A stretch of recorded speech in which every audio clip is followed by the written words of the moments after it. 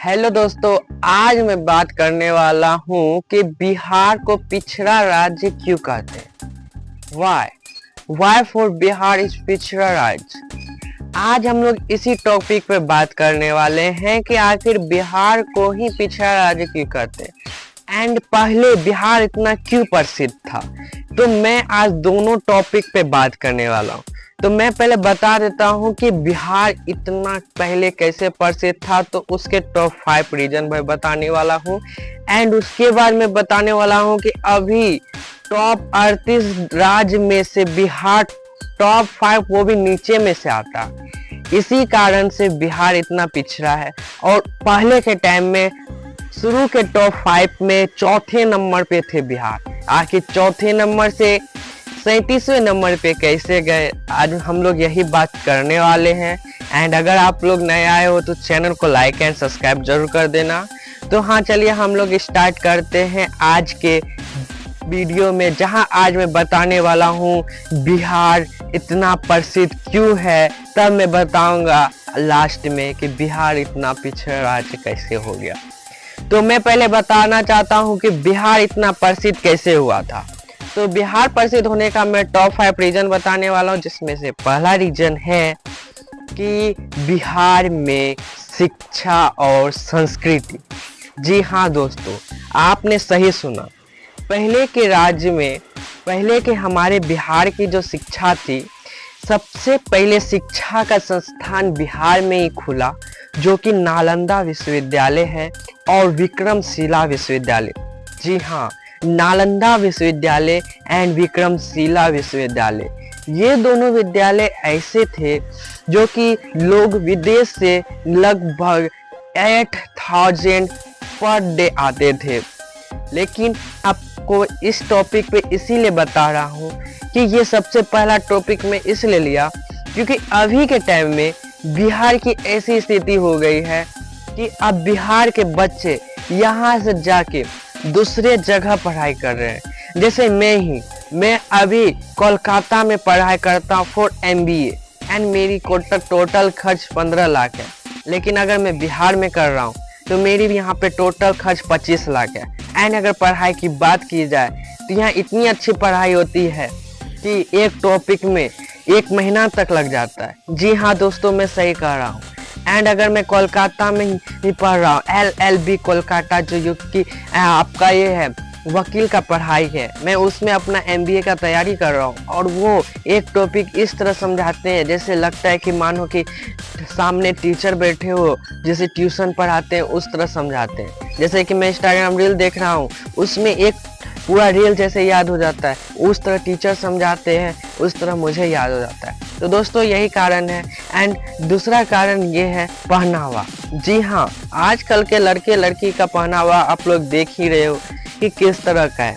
Parents जो कि लड़की को कपड़ा पहनते हुए घर में तो बोलते हैं हाँ तुम बाहर अच्छी लग रही हो, लेकिन वही पेरेंट्स अपनी बेटी को जब उस कपड़ा में बाहर भेजते हैं तो उस पेरेंट्स पे क्या गुजरती है दोस्तों, ये आप लोग कभी सोचे हो। हाँ, आज मैं लड़की के बारे में कुछ बोलना चाहता हूँ।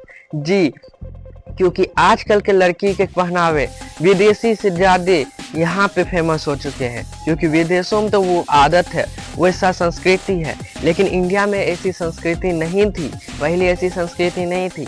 पहले हमारे इंडिया में फुल कपड़े पहने जाते थे। जब से विदेशी कपड़े के पहनावा है, तब से रेप केस भी बढ़ चुका है दोस्तों। आज अगर आप लोग रात को अकेले सफ़र करोगे तो आपको पता ही है कि अकेले का फ़ायदा कितना अच्छा से उठाते हैं लड़के लोग। तो इसीलिए आपका फैमिली हमेशा टेंशन में रहते हैं कि आखिर मेरे बच्चे कब आएंगे। जी हाँ, दूसरा रीज़न ये था। तीसरा रीज़न है हमारे सरकार। जी हाँ दोस्तों, ये मैं पहला में लेना चाहता था, लेकिन शिक्षा की जब भी बात आती है मैं उस पर आगे चला जाता हूँ। तो तीसरा रीज़न है हमारे सरकार। जी, पहले की सरकार आप देख लीजिए, महात्मा गांधी जो कि आए थे चंपारण के लिए, एंड अभी का सरकार देख लीजिए, हर चीज में घुस लेती है। बिहार फेमस है इसी कारण से पिछड़ा राज्य, क्योंकि यहाँ तरक्की ही नहीं हो पाती। यहाँ पे बोल दिया जाता है हाँ ये होगा, लेकिन ऐसा हो ही नहीं पाता।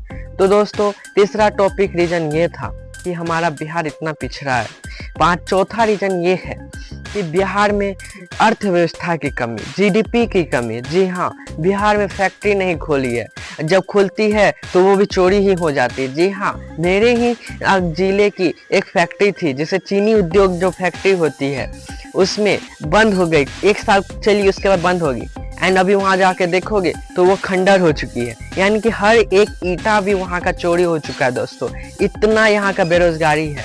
एंड यहाँ पे नशा का ऐसा आदत लग चुका है बिहार में कि हर लोग का मतलब कि इस नशेड़ी फैमिली इतना परेशान हो चुका है, मन करता है वो अपने आप को जान ले ले।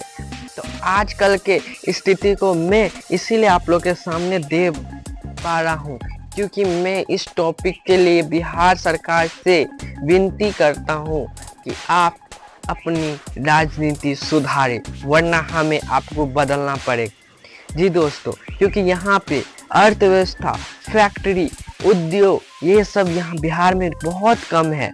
हाँ, लेकिन थोड़ी सी अभी चल रही है, यहाँ रोड बन रहे हैं, पटना मेट्रो ट्रेन खुल चुकी है एंड और खुलने वाली है। लेकिन ये सब तो है, ये सब तो वाहन सब के लिए, लेकिन कंपनियां यहाँ खुलना बहुत ज़रूरी है। अंबानी की कंपनी, टाटा की कंपनी, आप अडानी की कंपनी की बात कर ले, टेस्कार की कंपनी की बात करें, यहाँ बिहार में खुलना बहुत ज़रूरी है। बेरोजगारी है, इसीलिए मैं आपको ये वीडियो सर चौथा नंबर पे सरकार को रखा। एंड 5वां में है हमारे, सोचो 5वां क्या है? 5वां है भगवान। जी हाँ, यहाँ पे बुद्ध भगवान जन्मे थे। एंड मैं उसकी कहानी बताऊं, बुद्ध भगवान तो यहाँ जन्मे, यहाँ पे पढ़ाई भी हुई, बुद्ध भगवान से बहुत कुछ सीखे भी। एंड वहाँ से यहाँ से एक बुक चोरी हो गई, जो कि चीन के एक आदमी लेके गए थे। एंड अभी देखो, चीन में हर एक बच्चा कुंफू बाजी जानता है, वहीं आप इंडिया से एक कुंफू बाजी का एक भी कुछ पूछ लो तो वो बता नहीं सकता। हाँ, जहाँ सिखाया जाता है वहाँ तो बता ही देगा। तो दोस्तों, यही है कि बिहार इतना पिछड़ा राज्य हो चुका है। एंड अगर आप लोग को संभालना है तो पब्लिक को जागरूक होना पड़ेगा। एंड अगर आप लोग को वीडियो पसंद आया हो तो चैनल को लाइक एंड सब्सक्राइब जरूर कर देना।